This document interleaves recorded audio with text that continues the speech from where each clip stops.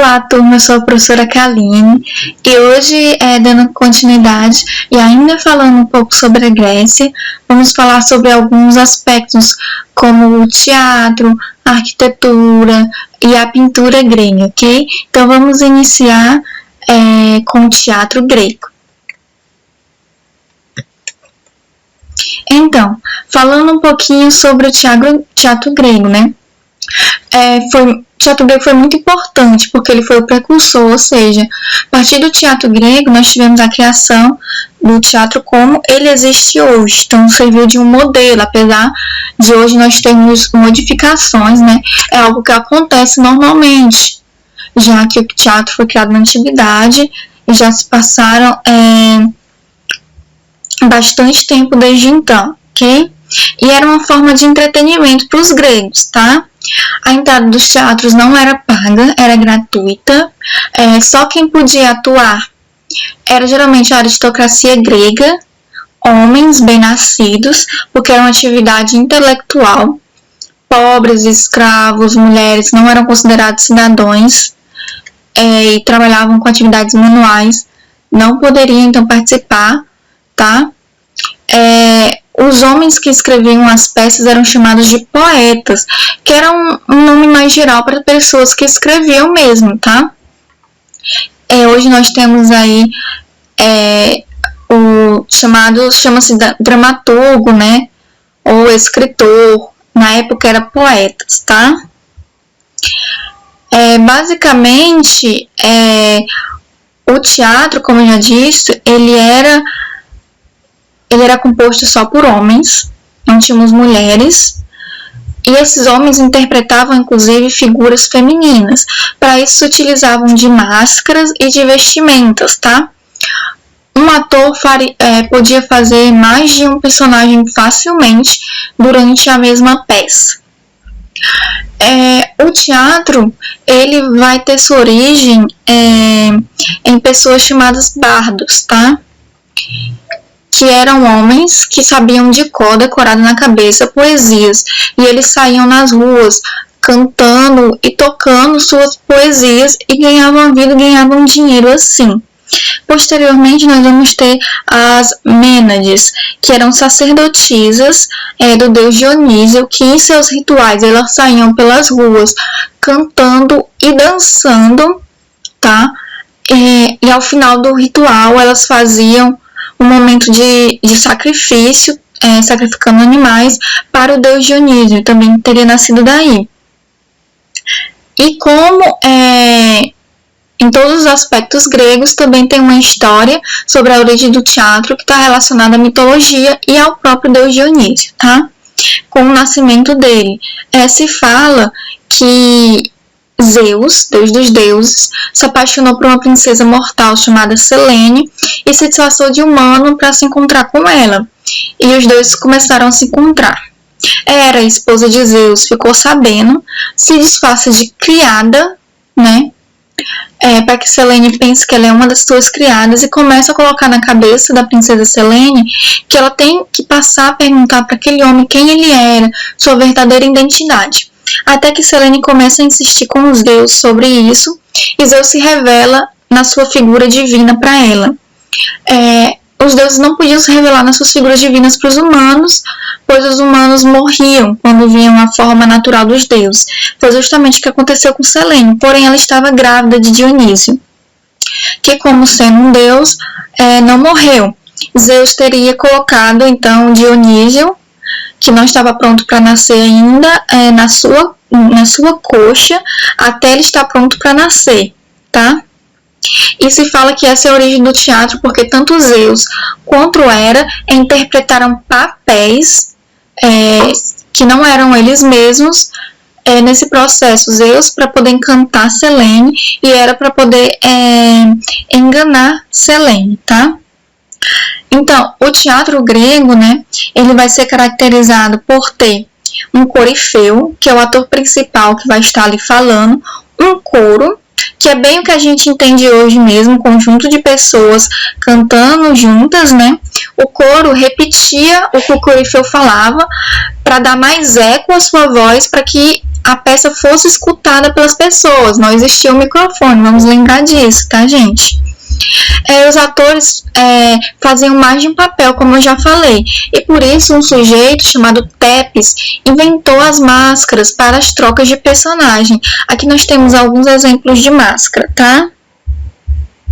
Temos a máscara de tragédia aqui. E aqui a máscara feminina, né? Acentuando que os homens também faziam papéis femininos, tá ok? E essas máscaras, vocês podem perceber, principalmente pelas duas primeiras, que ela tem uma abertura no lugar da boca. Essa abertura servia dessa maneira, servia para amplificar a voz do ator, que fazia mais eco e dava para ser ouvida mais ao longe, tá?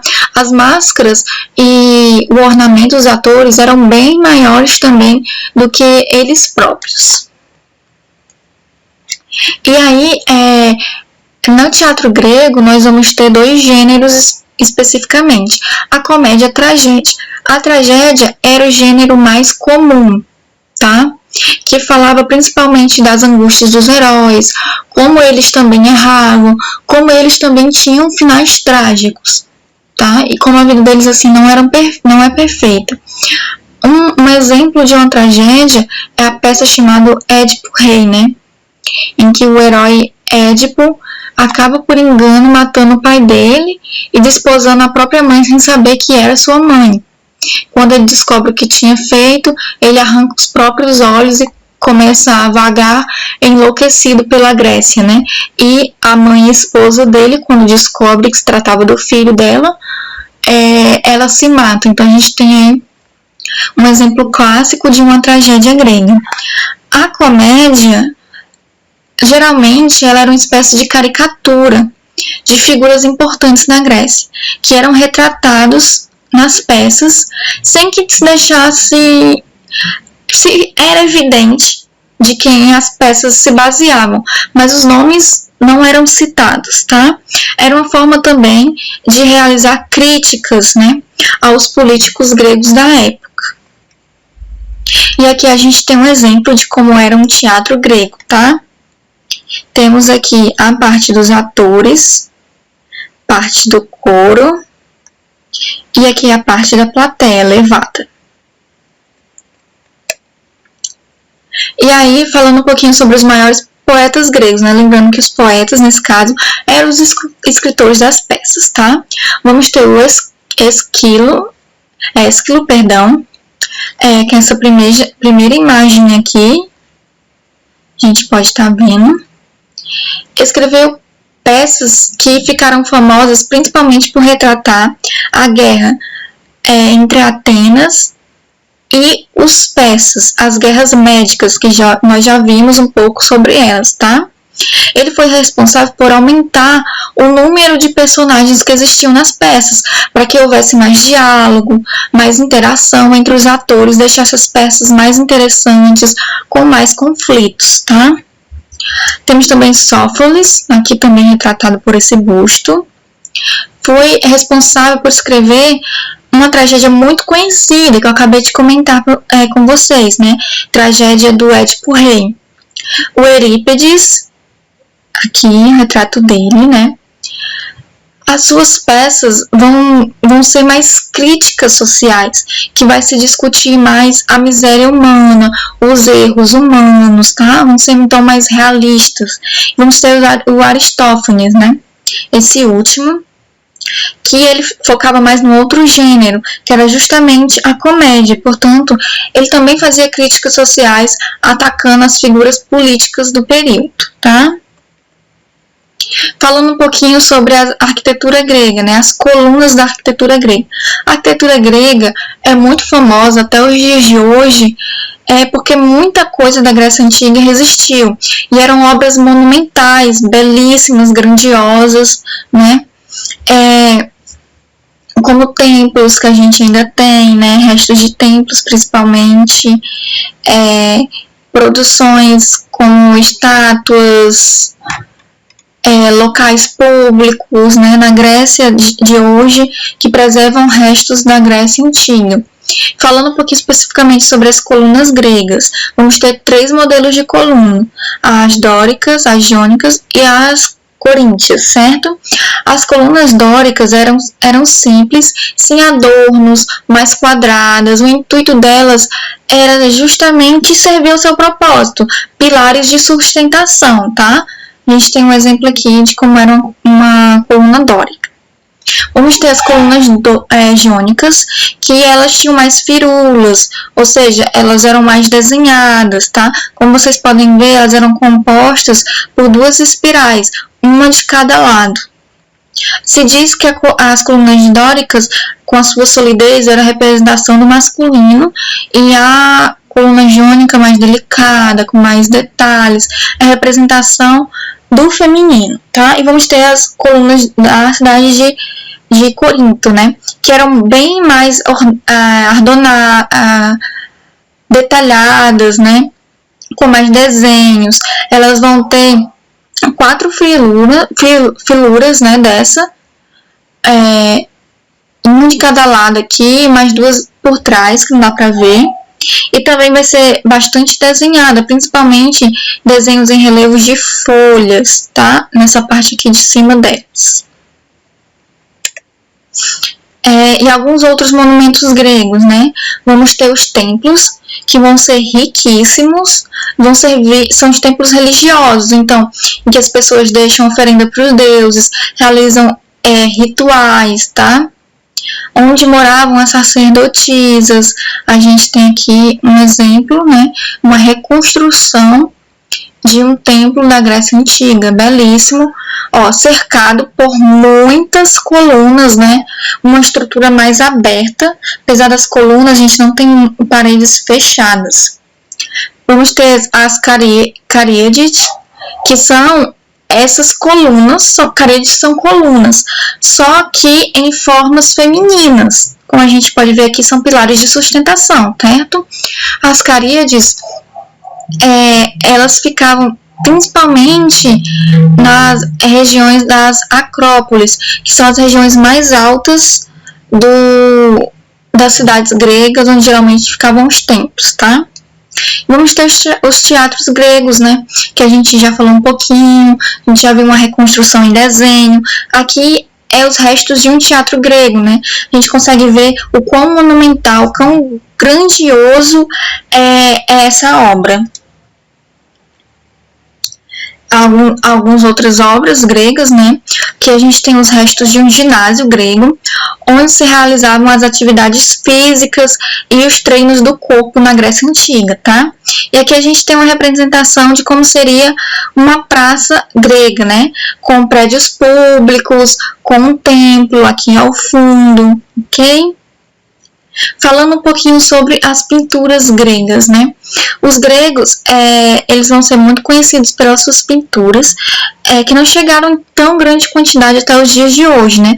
Vamos ter essas pinturas em murais, vamos ter essas pinturas também nas estátuas de mármore brancas, que são tão conhecidas atualmente. Na verdade, essas estátuas eram multicoloridas, né? Porém, essas cores foram se perdendo ao longo do tempo, como a gente pode ver aqui na imagem.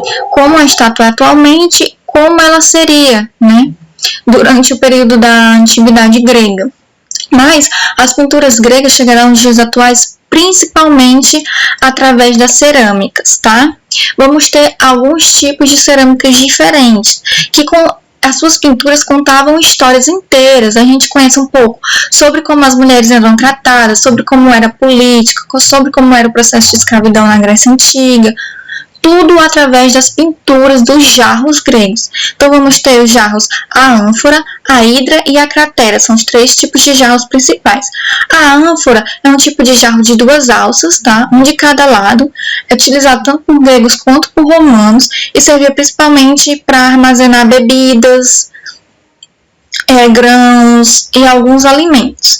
A hidra é um tipo de jarro de 3 alças, que era utilizado principalmente ali para armazenar líquidos. E a cratera era um jarro mais gordinho, mais largo, que era utilizado para misturar vinho à água, porque os gregos não bebiam o vinho puro. E aqui a gente tem um exemplo de como eram, né, esses jarros gregos. Aqui a gente tem uma ânfora, uma cratera e uma hídria, tá? A gente consegue perceber que eles são muito adornados, né?